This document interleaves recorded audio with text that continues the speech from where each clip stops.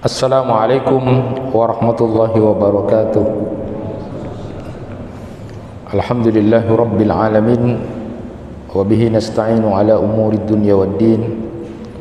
Ashhadu an la ilaha illallah wahdahu la syarika lah, wa ashhadu anna Muhammadan abduhu wa rasuluh. Allahumma salli wa sallim wa barik ala nabiyyina Muhammad wa ala alihi wa ashabihi ajma'in. Rabbi shrah li sadri wa yassir li amri wa hlul 'uqdatam min lisani yafqahu qawli. Amma ba'd.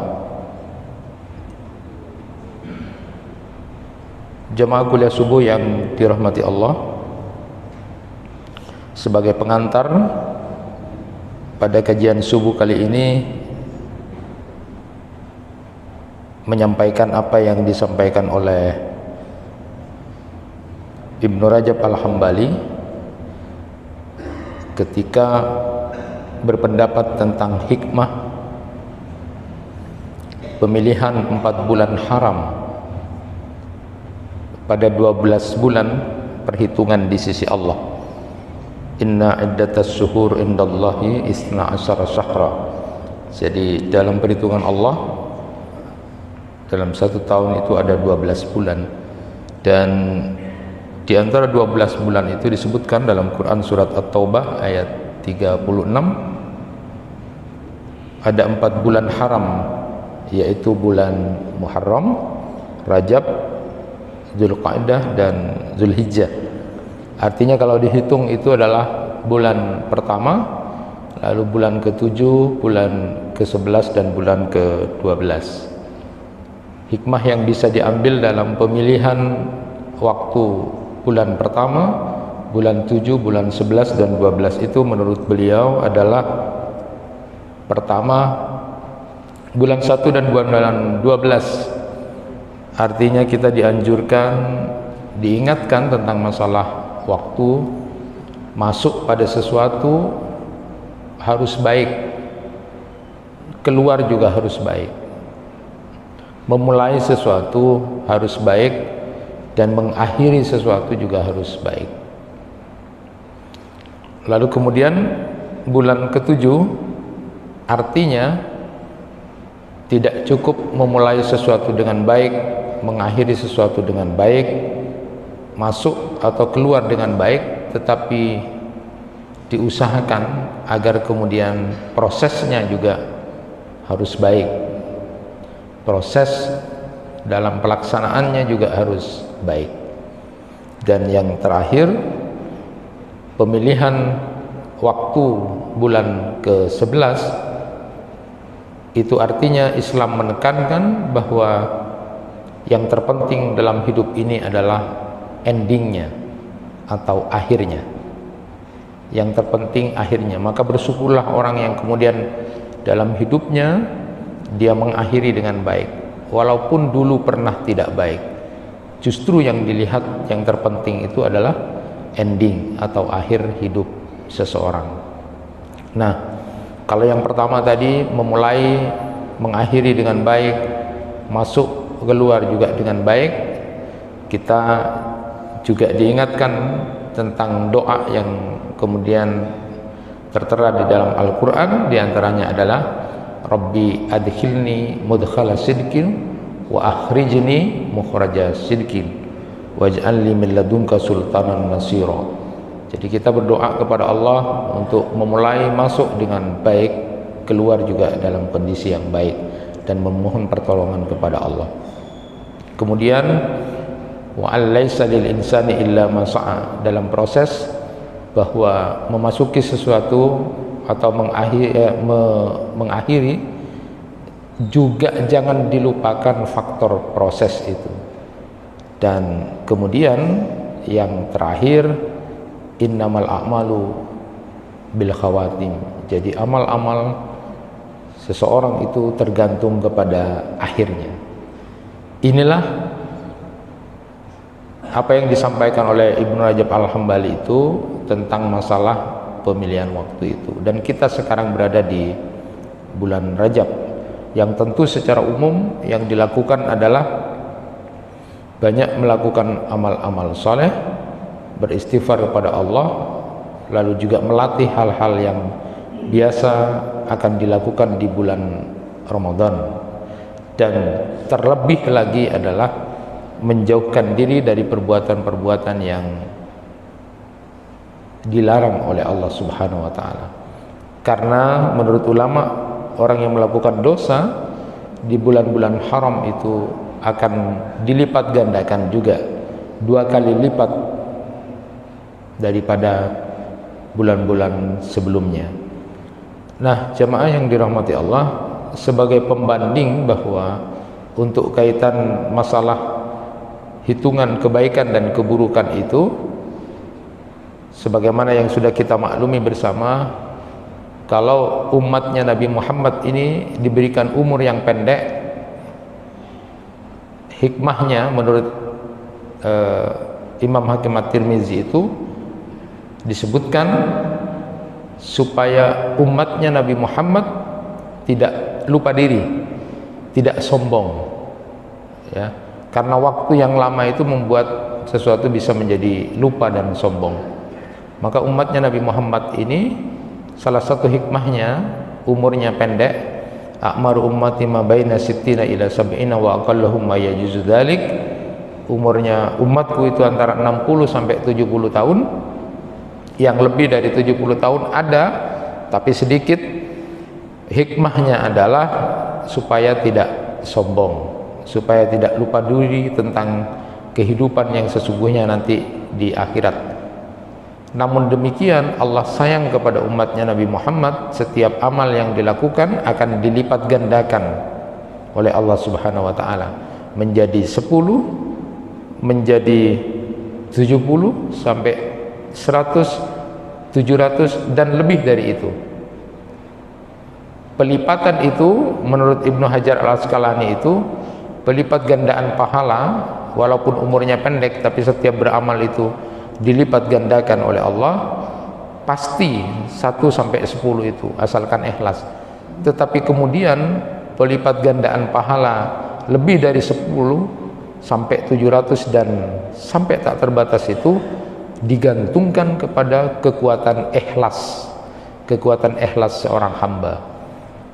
Kita yang hadir saat ini sama niatnya, punya kekuatan ikhlas, mengikuti taklim, mengikuti salat jamaah dan sebagainya sama, tetapi yang membedakan pahalanya itu adalah kuwatul ikhlasnya, di kekuatan ikhlasnya.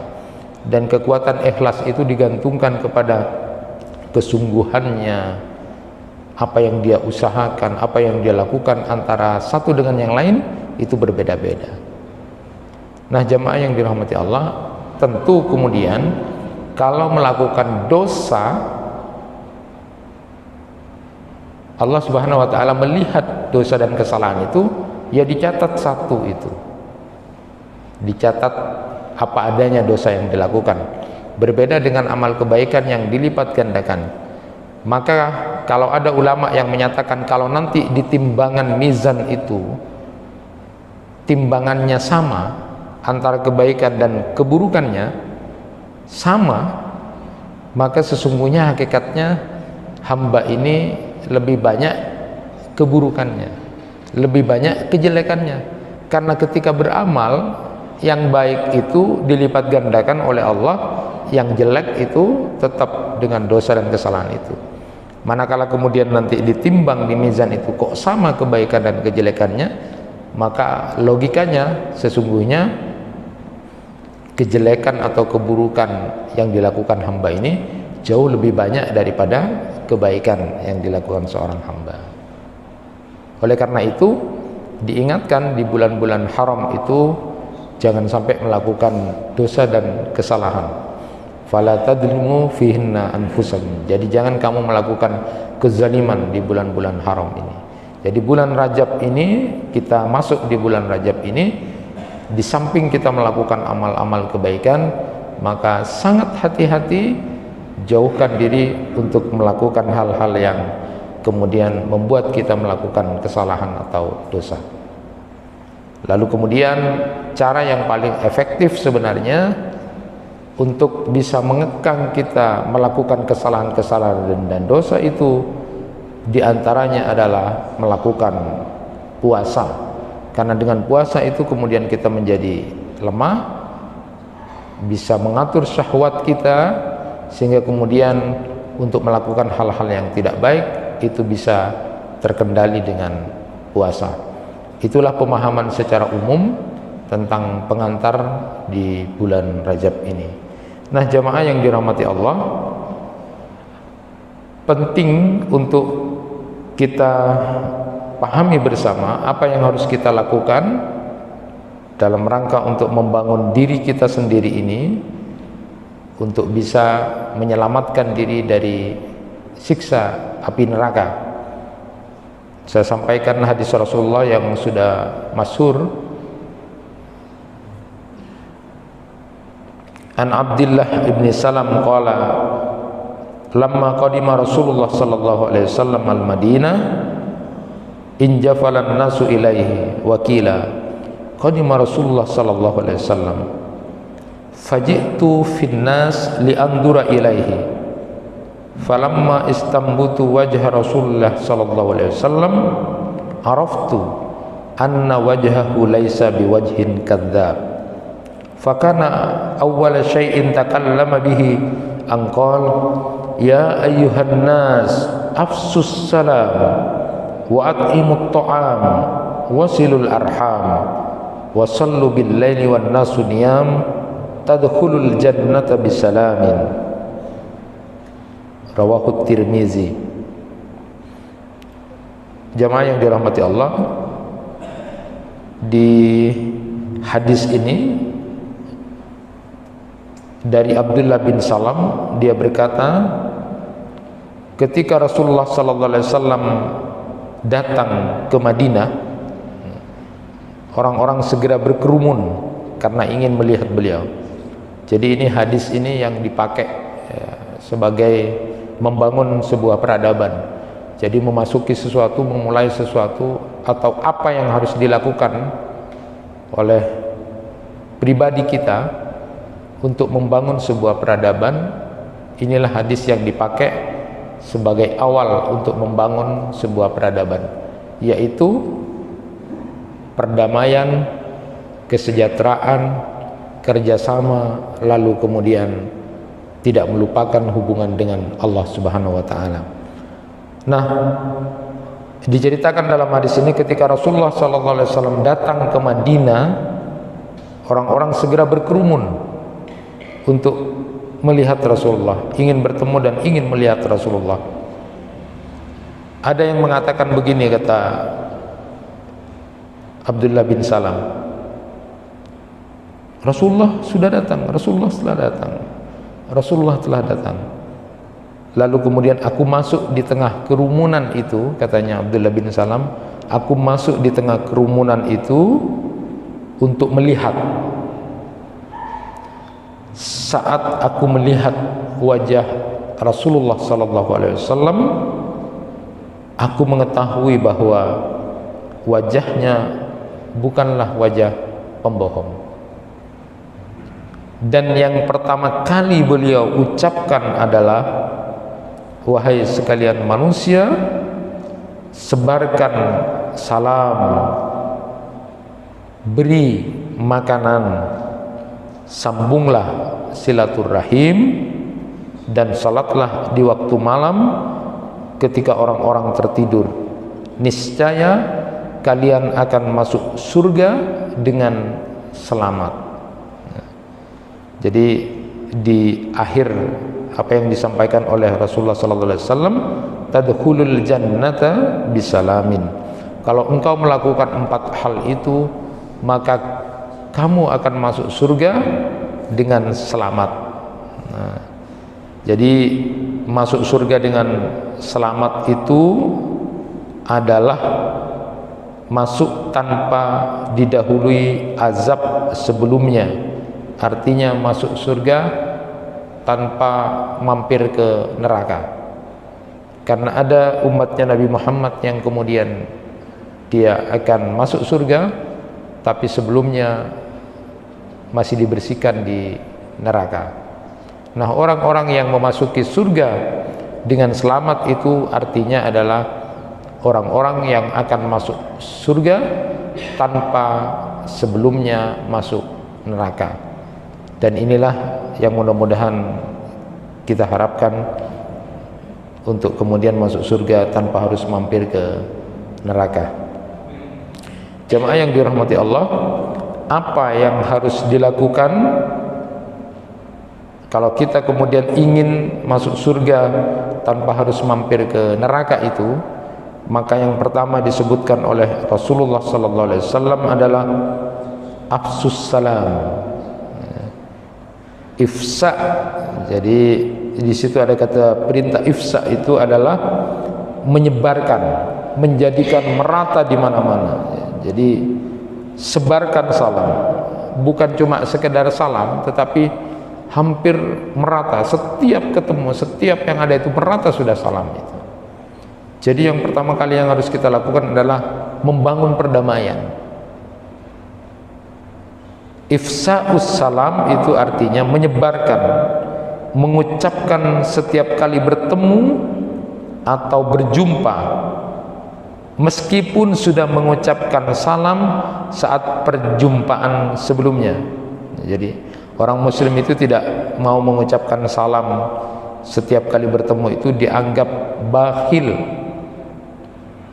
Nabi SAW bersabda, a'jazun nas man ajiza fid du'a wa abkhalun nas man bakhila bis salam. Selemah-lemah manusia itu adalah orang yang lemah atau malas berdoa kepada Allah, dan sebakhil-bakhil manusia adalah orang yang bakhil mengucapkan salam. Nah, yang menarik bahwa salam yang diucapkan Nabi sallallahu alaihi wasallam lalu kemudian yang dipraktekkan oleh para sahabat itu sering mengucapkannya, walaupun beberapa waktu yang lalu sudah mengucapkannya. Nabi sallallahu alaihi wasallam bersabda, idza laqiya ahadakum akhahu falyusallim alaihi fa in halat bainahuma syajaratun aw jidarun aw hajarun summa laqiyahu fayusallim alaihi aidha. Rawahu Abu Dawud. Apabila salah seorang dari kalian berjumpa dengan saudaranya sesama muslim, hendaklah dia mengucapkan salam kepadanya. Kemudian apabila keduanya itu terhalang oleh pohon, terhalang oleh tembok atau batu, lantas berjumpa lagi, lalu hendaklah dia mengucapkan salam kembali. Jadi anjuran mengucapkan salam ini berkali-kali, makanya disebutkan adalah yang ifsa'us salam. Kalau kita kadang-kadang kan ketemu sudah sekali salam ya sudah selesai. Jadi yang sebenarnya perintahnya adalah ifsa, jadi merata, menyebar dan berkali-kali. Jadi ketika kita ketemu lalu kemudian salam sudah, lalu terhalang sesuatu sudah, lalu ketemu lagi padahal tadi sudah salam lagi. Dan ini yang dipraktekkan oleh Rasulullah SAW dan para sahabat. Jadi tidak sekali ya, kalau memang berjumpa lagi dan sempat terhalang oleh sesuatu, karena perintahnya adalah ifsa. Ifsa itu menyebarkan, merata. Nah, juga ada di Rasulullah SAW, kunna ma'a Rasulillah sallallahu alaihi wasallam fatufarriqu bainana asy-syajarah iltaqina sallama ba'duna ala ba'din. Kami para sahabat apabila berjalan bersama Rasulullah sallallahu alaihi wasallam lalu kami terhalang oleh pohon, lantas kami bertemu lagi, maka sebagian dari kami mengucapkan salam kepada sebagian yang lain. Jadi ini namanya ifsa. Jadi orang yang akan masuk surga dengan selamat itu tanpa sebelumnya ada siksa atau azab adalah dia memang menyebarkan, meratakan. Dan jangan sampai tergolong orang yang bakhil, karena seperti yang disebutkan tadi bahwa orang yang paling bakhil itu kata Rasulullah adalah orang yang kemudian malas untuk mengucapkan salam, ya. Ada juga hadis yang cukup masyhur, yang ini riwayat dari Abu Hurairah, ini adalah hadis tentang seorang pemuda yang salatnya tidak tumakninah. Ini sudah sering kita dengar ceritanya, tetapi penekanannya tidak diterimanya salatnya. Kenapa tidak diterima salatnya? Karena tidak tumakninah, ya. Jadi itu yang kemudian kita dengar. Tetapi yang menarik dalam hadis ini, ketika ada seorang pemuda yang salat, lalu kemudian Rasulullah menyuruh lagi dia salat, salat, selesai salat suruh salat lagi, selesai salat disuruh salat lagi, sampai 3 kali begitu. Nah, yang menarik, ternyata setiap selesai salat, jadi orang ini ketika selesai salat lalu salam sama Rasulullah. Jadi dia selesai salat salam kepada Rasulullah, padahal tadi sudah salam. Nah, ketika salat lagi Rasulullah bilang salat lagi gitu. Terus mengakhiri salam, ketemu Rasulullah lagi, kemudian salam lagi, assalamualaikum. Terus sholli kata Rasulullah, salat lagi kata Rasulullah. Selesai salat salam lagi sama Rasulullah. Lalu disitulah kemudian disampaikan bahwa kenapa kemudian berulang disuruh salat, karena salatnya tidak tumakninah. Di balik riwayat ini adalah yang menarik, ketika ternyata orang ini ketika selesai sholat, ketika mau menghadap Rasulullah, dia salam. Ada juga seorang yang bertanya kepada Rasulullah sallallahu alaihi wasallam, "Ya Rasulullah, Islam yang bagaimanakah yang paling baik?" Beliau menjawab, "Tut'imut ta'am wa taqra'us salam ala man arafta wa ala man lam ta'rif." Jadi sebaik-baik seorang muslim itu adalah yang memberi makan lalu kemudian mengucapkan salam kepada orang yang dia tahu maupun orang yang tidak dia kenal. Jadi ketemu orang yang kemudian sama muslim, kenal atau tidak kenal, kemudian salam, karena dia ingin menjadi masuk surga tanpa mampir ke neraka. Itu dia lakukan ifsa, ya. Ifsa itu penyebaran, bukan hanya sekedar salam. Ada pula yang menarik riwayat tentang ini adalah Tufail bin Ubay bin Ka'ab radhiyallahu anhu. Suatu ketika dia mendatangi Ibnu Umar, kemudian berjalan bersamanya ke pasar. Nah, Tufail ini bercerita begini, Abdullah bin Umar itu selalu salam pada orang yang ketemu, ya. Jadi kepada para pedagang, orang-orang yang di pasar itu kan banyak, ya, ketemu orang miskin, ketemu pedagang, ketemu orang-orang yang beraktivitas di pasar. Ibnu Umar ini katanya Tufail selalu salam. Nah, suatu hari Tufail ini datang lagi ke Ibnu Umar, dia ingin mengajak ke pasar, lalu kemudian oleh Ibnu Umar ditolak, ya, karena tidak ada keperluan. Jadi diajak ke pasar itu, lalu kemudian Ibnu Umar itu tidak mau karena tidak ada keperluan. Lalu kemudian Ibnu Umar mengucapkan kepada Tufail ini, "Ya Abu Batan." Jadi panggilannya Ibnu Umar kepada Tufail ini karena perutnya agak gendut, gitu ya, maka dibilang "Ya Abu Batan." Sesungguhnya kita pergi ke pasar itu semata-mata hanya ingin mengucapkan salam kepada sesama muslim yang kita jumpai.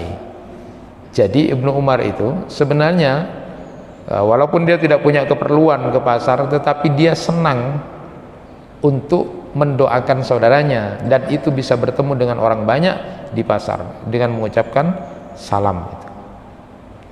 Jadi suka dia. Jadi bukan hanya untuk kemudian punya kepentingan, tetapi dia kemudian tertarik karena dia ingin mendoakan, ingin menyebarkan salam sebagaimana yang Rasulullah SAW perintahkan kepadanya. Nah, pentingnya ifsa'us salam ini sebenarnya secara umum adalah agar terwujud yang namanya rasa saling menyayangi dan mencintai sesama muslim. Jadi sebenarnya salam yang kita ucapkan itu adalah agar kemudian ada muncul rasa sayang, ada saling mencintai sesama muslim. Tidak mungkin hanya sekedar salam ya. Kalau orang yang kemudian sungguh salam itu menunjukkan rasa sayang, rasa saling mencintai kepada sesama muslim. Dan salam itu merupakan cara untuk memulihkan hubungan yang tidak baik sesama muslim. Nabi SAW bersabda, la yahillu li muslimin ayyahjura akahu fauqa salasi layalin yaltaqiyani fayuridu hada wa yuridu hada wa khairahum alladhi la yabda'u bis salam. Tidak halal seorang muslim tidak bertegur sapa dengan saudaranya selama 3 malam. Keduanya bertemu lalu ingin berpaling, satu dengan yang lainnya berpaling. Akan tetapi orang yang terbaik dari keduanya adalah yang terlebih dahulu mengucapkan salam. Hadis riwayat Bukhari Muslim. Jadi salam ini sebenarnya adalah merupakan alat mediasi pertama untuk memperbaiki hubungan. Jadi biasanya kan sama-sama gengsi, mau nyapa itu sama-sama gengsi gitu kan, Latina lah.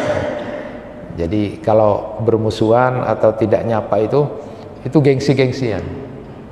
Nah, untungnya ada media yang namanya salam, dan Rasulullah menyebutkan kalau ada orang yang kemudian tak pas-sapaan, Nabi, maka yang pertama kali memberi salam itulah yang terbaik ya, karena diampuni. Bayangkan kalau tidak ada mediasi salam, gengsi, mau nyapa dengan neng pada temu ya. Tapi kalau ada salam, gengsinya bisa ditutup tuh. Assalamualaikum. Perkara tak jawab, bahaya dia. Jadi yang pertama kali ucapkan salam. Jadi luar biasa ya. Jadi perintahnya di sini adalah ifsa sekali lagi. Jadi menyebarkan, meratakan. Nah, ucapan salam ini adalah kalimat yang disenangi oleh Allah Subhanahu wa taala.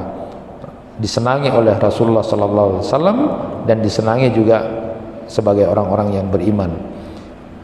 Kenapa? Karena ifsa'us salam itu dilakukan akan menyelamatkan dari penyakit-penyakit hati. Yang berbahaya itu kan kalau punya penyakit-penyakit hati. Dan yang bisa untuk kemudian indikator bahwa dia itu selamat, artinya hatinya tidak sakit, tidak punya penyakit-penyakit hati adalah manakala dia senang menyebarkan salam itu, karena dia pasti sayang, pasti cinta. Kalau orang mangkel ya, ketemu dari jauh itu sudah mau lihat itu sudah mau jurusan lain itu, artinya punya penyakit hati dia, benci, mangkel, lihat wajahnya sudah sepet gitu kan. Nah, tapi orang muslim yang baik ketemu dengan muslim yang lainnya, maka dengan salam ini lalu kemudian menunjukkan bahwa dia akan ingin membersihkan dirinya dari penyakit-penyakit hati. Jadi dengan salam ini akan menumbuhkan rasa cinta di antara manusia. Rasulullah SAW bersabda, la tadkhulunal jannah hatta tu'minu. Tidak akan masuk surga sampai kemudian orang itu beriman.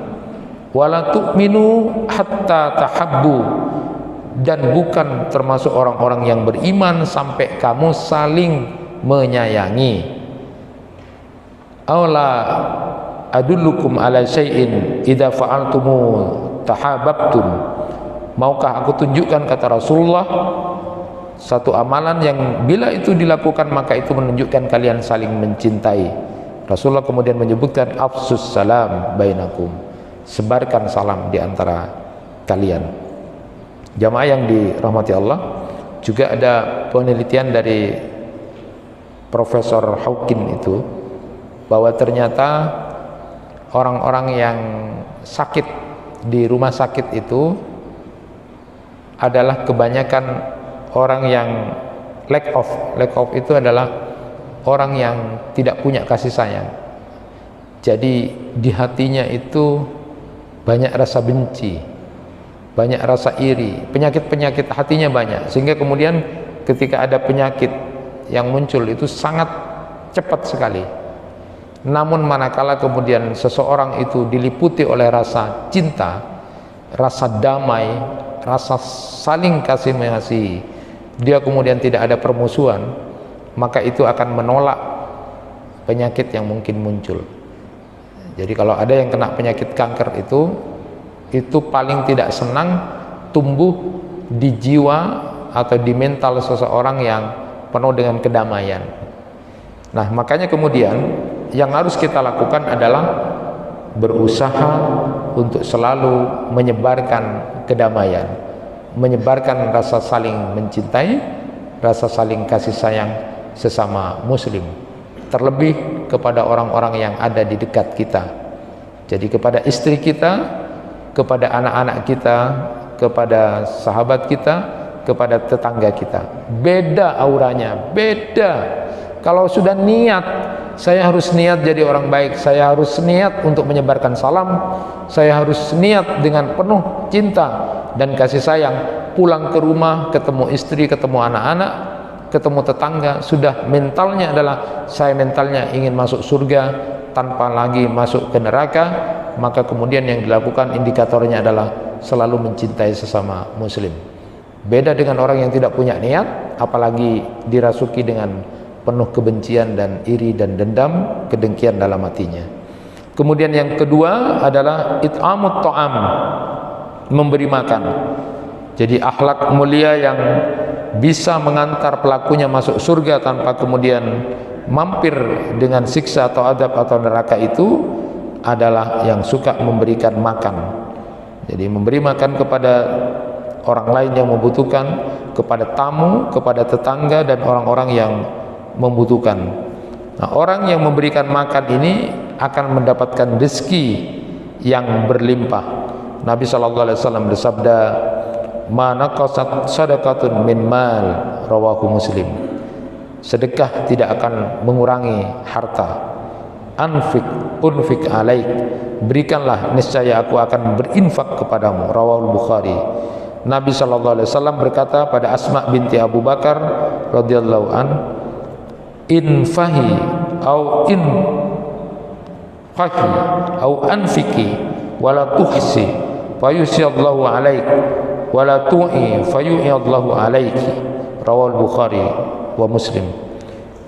Jadi Rasulullah itu berpesan kepada Asma binti Abu Bakar radhiyallahu anha, infakkan atau sedekahkan atau nafkahkanlah, dan janganlah kamu menghitung-hitungnya sehingga Allah akan menghitung-hitung pemberiannya kepadamu, dan janganlah kamu menakar-nakarnya sehingga Allah akan menakar pemberiannya kepadamu, rawal Bukhari wa Muslim. Jadi inilah yang disampaikan oleh Rasulullah kepada Asma binti Abu Bakar. Jadi di dalam Al-Quran Allah Subhanahu Wa Taala berfirman, orang yang memberi makan atau memberi infak pasti akan diganti oleh Allah Subhanahu Wa Taala. Itu dalam Quran surat Saba ayat 39. Wa ma anfaqtum min syai'in fa huwa yukhlifuhu wa huwa khairur razikin. Jadi apa saja yang diinfakkan, yang kamu infakkan, Allah akan menggantinya dan dialah pemberi rezeki yang terbaik. Tetapi ketika berinfak jangan diniatkan kemudian akan diganti, ya. Diganti langsung. Jadi ngasih ke masjid 100.000 nanti pasti saya akan dapat 1 juta di luaran. Nah, tidak seperti itu. Allah akan mengganti dengan sesuatu yang lebih baik. Mungkin juga Allah akan memberikan seperti yang diharapkan, tetapi jangan kemudian berharap-harap dengan infak itu lalu kemudian nanti akan diganti 10 kali lipat dari Allah langsung. Nah, hal yang penting yang kita ingat dalam konsep memberi makan ini, harus betul-betul ikhlas untuk mendapatkan ridha dari Allah Subhanahu wa taala. Wa yut'imut ta'am ala hubbi miskinan wa yatiman wa asira innama nut'imukum liwajhillah la nuridu minkum jazaa'an wala syukura. dan mereka memberikan makanan yang disukainya kepada orang miskin, kepada anak yatim dan orang-orang yang ditawan. Sesungguhnya kami memberi makanan kepadamu hanyalah untuk mengharapkan ridho dari Allah. Kami tidak menghendaki balasan dan kamu juga tidak pula menginginkan ucapan terima kasih. Itu dalam Quran surat Al-Insan ayat 9. Jadi betul-betul ikhlas karena Allah Subhanahu wa ta'ala. Jangan mengharap dia mengucapkan terima kasih ya, supaya tidak kecewa. Jadi kebaikan-kebaikan yang kita lakukan, ya biarkan saja kebaikan itu mengalir tanpa harus kemudian tak sekalangkong. Tidak usah mikir itu ya, walaupun ada kewajiban bahwa orang yang mendapatkan sesuatu itu harus bersyukur kepada Allah, ditandai dengan berterima kasih kepada orang yang memberi. Tetapi kalau kita sebagai pelaku pemberi itu, jangan kemudian berharap-harap sanjungan, ucapan terima kasih dan semuanya. Tidak ada itu, tidak ada. Semata-mata adalah untuk mendapatkan ridha dari Allah Subhanahu wa ta'ala. Karena kita paham ada 4 amalan baik tapi itu bisa tertolak atau justru dimurkai oleh Allah. Apa itu? Pertama, perbuatan baik tapi dengan niat buruk atau niat kepentingan, dipuji, popularitas dan sebagainya. Ada orang memberi itu kebaikan tetapi niatnya adalah kepentingan, ada bisnis, ada supaya dipilih dan sebagainya. Itu tertolak juga. Itu perbuatan baik tapi tertolak, justru dimurkai oleh Allah karena di situ ada keinginan kepentingan, popularitas. Makanya orang memberi sesuatu pun itu gratifikasi. Kalau dalam undang-undang itu adalah memberikan sesuatu. Jadi termasuk gulul. Jadi pejabat yang diberikan tidak biasa memberi lalu kemudian biasa neka ikhlas kepada atasannya misalnya. Nggak ada itu, nggak ada yang ikhlas itu. Atasannya sebenarnya sudah kaya, sudah mampu misalnya, dan itu tidak biasa dia lakukan, maka itu ada kepentingan. Jadi kalau ada niat kepentingan seperti itu tertolak, tidak akan punya nilai. Yang kedua adalah perbuatan baik tapi disertai dengan perbuatan buruk. Dalam Quran surat Al-Baqarah 264, ya ayyuhalladzina amanu la tubtilu shadaqatikum bil manni wal adha kalladzi yunfiqu malahu ria'an nas. Jadi ada orang yang kemudian melakukan kebaikan sedekah tapi sambil kemudian menyakiti. Makanya disebutkan di dalam ayat yang lain itu adalah kata-kata yang baik itu lebih baik daripada sedekah yang kemudian diikuti dengan kata-kata yang menyakitkan.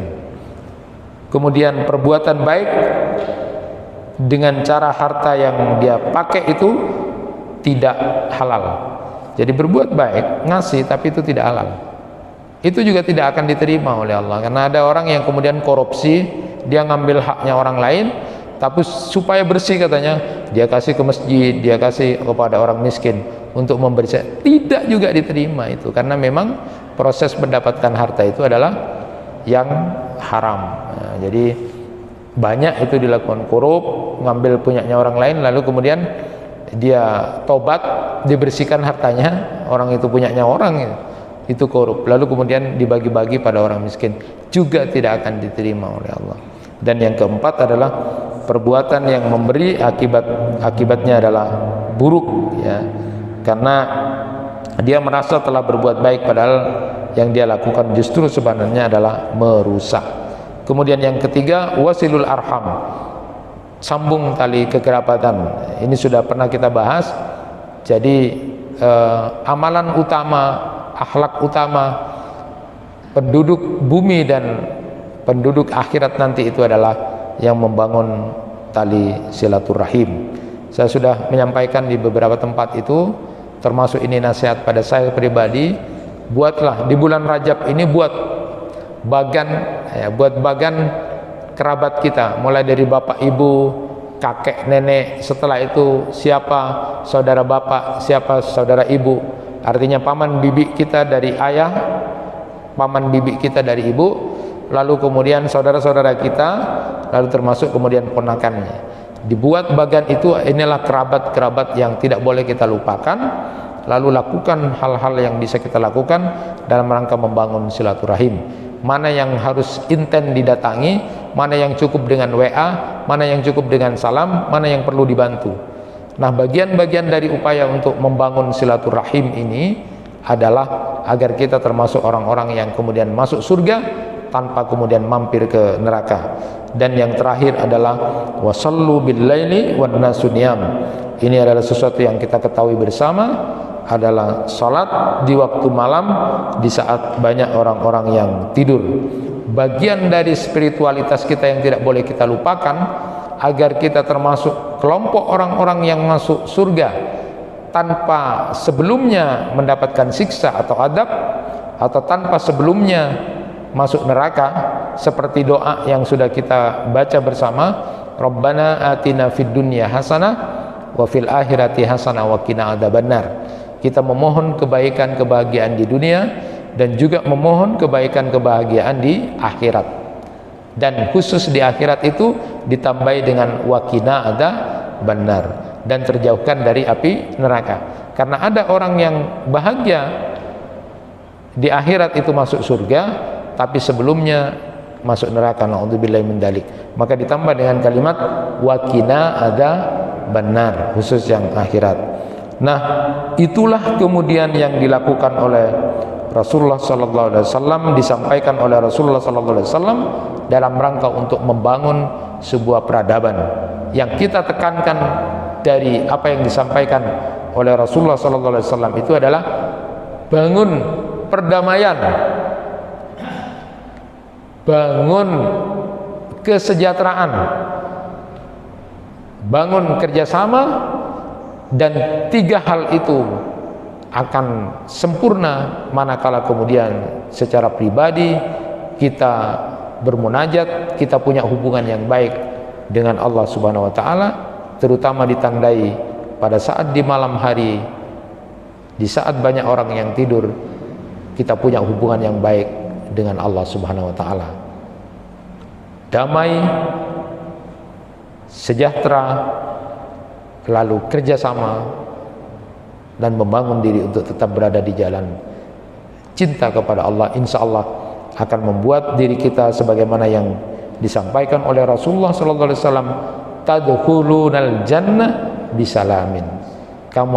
Kalian akan masuk surga dengan selamat, artinya masuk surga tanpa mampir ke neraka. Mudah-mudahan 4 amalan ini bisa kita lakukan di bulan Rajab ini, dan kemudian membangun hal-hal yang baru untuk persiapan kita menuju bulan Sya'ban, dan puncaknya adalah bisa bertemu dengan Ramadan. Kurang dan lebihnya mohon maaf. Assalamualaikum warahmatullahi wabarakatuh.